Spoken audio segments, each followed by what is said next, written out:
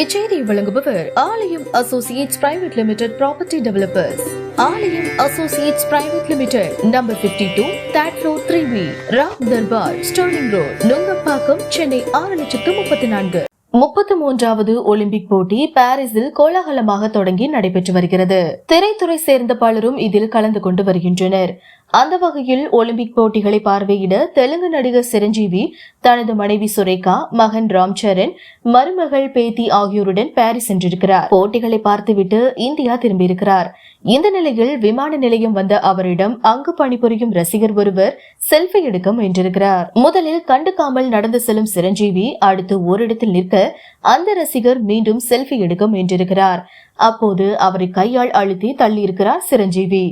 அவரது இந்த செயல் தொடர்பான வீடியோ வைரலாகி சமூக வலைதளங்களில் சர்ச்சையை கிளப்பியிருக்கிறது. இருப்பினும் அவரது ரசிகர்கள் சிலர் சிரஞ்சீவி ஒரு டீசென்டான மனிதர், காரணம் அவர் களைப்பான பயணத்தை முடித்து வந்து கொண்டிருக்கும் போது தொடர்ச்சியாக செல்ஃபி எடுக்க முயன்று தொந்தரவு செய்யும் நபரை தள்ளிவிடுகிறார். இது மற்ற நடிகர்களாக இருந்தால் அவரது செல்போனை தூக்கி வீசியிருப்பார்கள் என்று ஆதரவாகவும், இது சிரஞ்சீவியின் மோசமான நடத்தையை வெளிப்படுத்துகிறது என்று அவரின் செயலுக்கு எதிராகவும் விமர்சித்திருக்கின்றனர்.